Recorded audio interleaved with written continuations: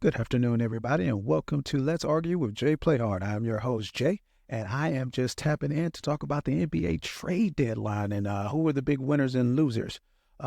First of all, we've got the New York Knicks adding Alex Burks and Bojan Bogdanovic to their already very deep lineup. I think this is a great move. They were able to get those two players for Evan Fournier and a few more role players such as Quentin Grimes, Malachi Flynn, and Ryan. Oh, forgive me from butchering this name, but Arsa Diacano, two future second rounders and cash considerations. If you're a Knicks fan, the big takeaway from this is you were able to secure these important role pieces and still keep all of those first round draft picks for a future superstar in the summer. I think the Knicks, by their moves, along with OG Anunoby, have made themselves a conference finalist contender. I'm not ready to call them a championship contender yet because we've got about 4 or 5 squads out there that I feel are particularly better. But this is definitely a positive move for the Knicks. Going into my second winner of the trade deadline, that would be the Dallas Mavericks, wagering their future for their present, trying to show Luka Doncic that they are committed to winning. They make 2 trades. One was for P.J. Washington. They send out Seth Curry and Grant Williams along with a 27 first rounder to the Charlotte Hornets for P.J. They also acquired Daniel Gafford from the Washington Wizards for Rashawn Holmes and the 2024 first round pick. So Dallas is definitely making a move for this year for Luka and Kyrie. They need that balance up front. I think the Gafford pickup is huge for them because they definitely had some injuries to their 4 and 5 positions. Number 3 would be the Thunder, adding Gordon Hayward from the Hornets for Trey Mann, Davis Bertans, 24 and 25 second round picks, cash considerations, along with Vasily Micic. So they get an experienced player in Hayward. That would be the Thunder. They're doing excellent this year, top 4 in the West, and I think Hayward's going to help them prepare for the playoffs because we all know young teams tend to struggle in the postseason in the NBA. Number 4 would be Pat Beverly going to the Milwaukee Bucks from the 76ers. The Sixers received Cameron Payne and a 27 second round pick for Beverly. I think this is a good pickup for the Bucks as they've struggled on the back end defensively. We all know what Dame Lillard brings to the table offensively, but we also know he's a liability on the defensive end. So hopefully Pat Beverly can help with some of those defensive schemes for the Bucks and get them ready for the postseason. The Sixers, they snagged Buddy Hield in a 3-way trade. We all know what Hield brings to the table as a shooter. He's going to space that floor for Joel Embiid and Tyrese Maxey to do their thing. I think he's going to fit in very, very well.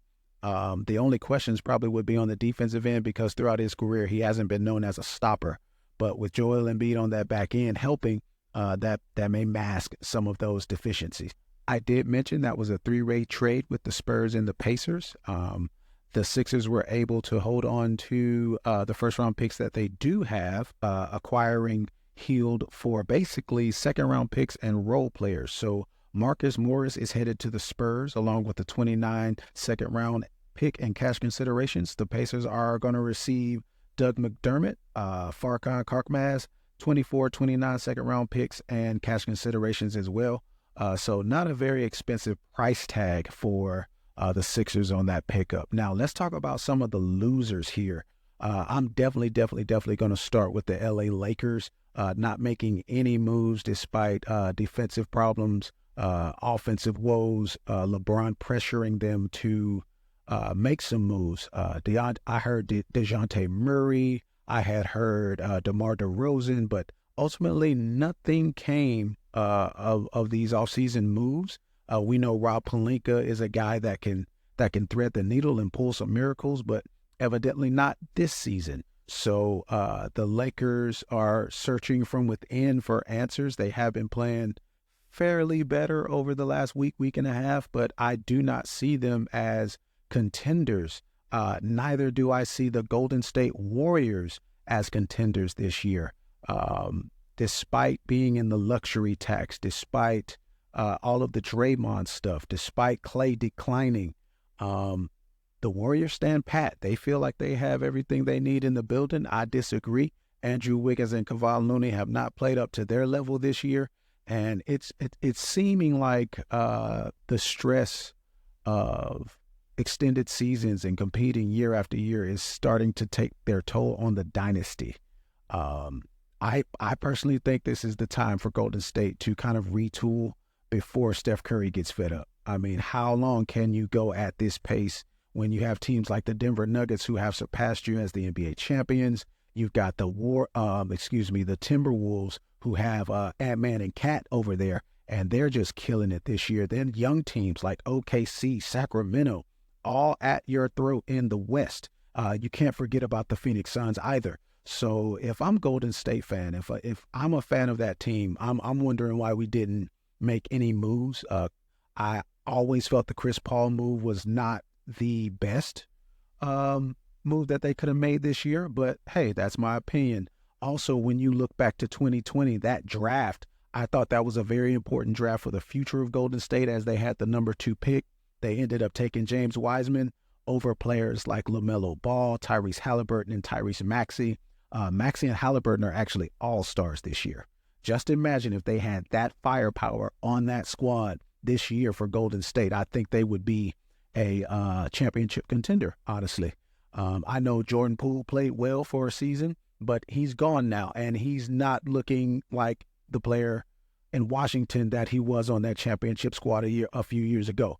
So whiffing on draft picks. Now Kuminga, they did hit on Kuminga.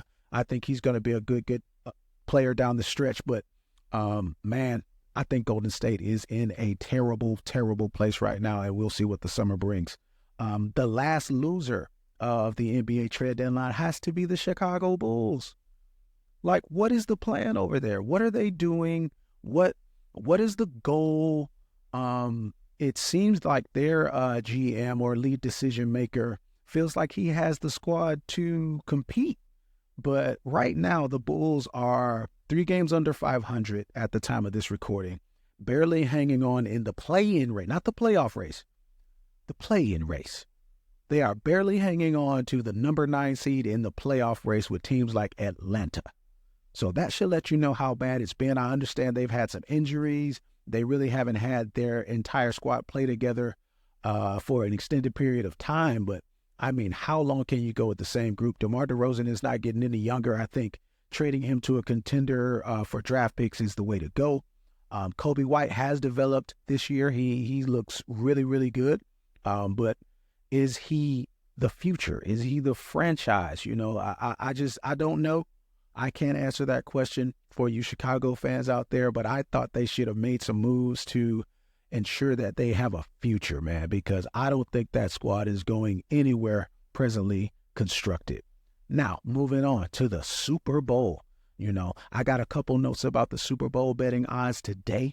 You know, Patrick Mahomes, I'm betting heavy with Patrick, y'all. I'm betting with Patty. I never, ever bet against Patty except for the AFC Championship game, and he put egg on my face there. You know what I'm saying? So I'm going with Patty Mahomes. I'm betting with him to win. I am also taking those 2 points on the Hard Rock Live app. You can join me on that app if you haven't already. But I am also taking those 2.5 points. Also, I'm going Isaiah Pacheco for over 67.5 yards in this game. I think it's going to be an Isaiah Pacheco and offensive line type of game. San Francisco, while they do pressure the quarterback extremely well, they haven't tackled well against the run. So I'm thinking Isaiah Pacheco could go over 67 yards there. I'm going to go Brock Purdy under 248.5 yards, simply because I think that Kansas City defense is a lot better than anyone has given it credit for the entire year.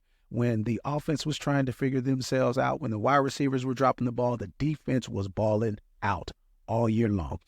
Chris Jones, he said it might be his last game, so he might go out there and kill it, play hard. I think L'Jarius Sneed is the best cover corner in the NFL right now, not named Jalen Ramsey, but L'Jarius Sneed is legit. And I think he's going to give Brandon Ayuk and Deebo Samuel all they can handle in that Super Bowl game. So I'm going Brock Purdy under 248.5 Now, on the flip side of that, Mr. Mahomes, I think he's going to go under 261.5 because I think Kansas City's going to come out and run the ball, and they're going to do the quick passing game. Now, does that mean he's going to have a bad game? No, it doesn't. I think he's going to be efficient. I think he's going to get rid of that ball quickly and make the plays on third down that they need to. That leads me to my last parlay pick, and that's going to be the Patrick Mahomes over 1.5 touchdowns. I think he's going to go throw 2 touchdowns. They love to throw the ball to Kelsey in the red zone. Rashee Rice is emerging. So I feel comfortable with this 6-game parlay. So you can join me on the Hard Rock Live app if you like, or you can make those bets on whatever app you enjoy. Full disclaimer, I am not an expert. This is not financial advice. I am just a fan who watches a lot of football. So those are my bets for the upcoming Super Bowl game. I just wanted to kind of tap in with you guys and talk about the NBA and talk about the Super Bowl. And I'm not going to hold you long, man. These things are pretty quick. So you have a great day. And this is Let's Argue with Jay Playhard. And just a reminder about the Jay Playhard Facebook page. You can find me at jay.playhard on Facebook. That is not a page. It's my actual personal page. So you can go there and find me and ask me questions about what's going on in the sports world. We're also everywhere that you consume your podcasts, such as Spotify, Amazon Music, Apple Podcasts, and Samsung Podcast. So thank you all for the support, and we'll see you soon.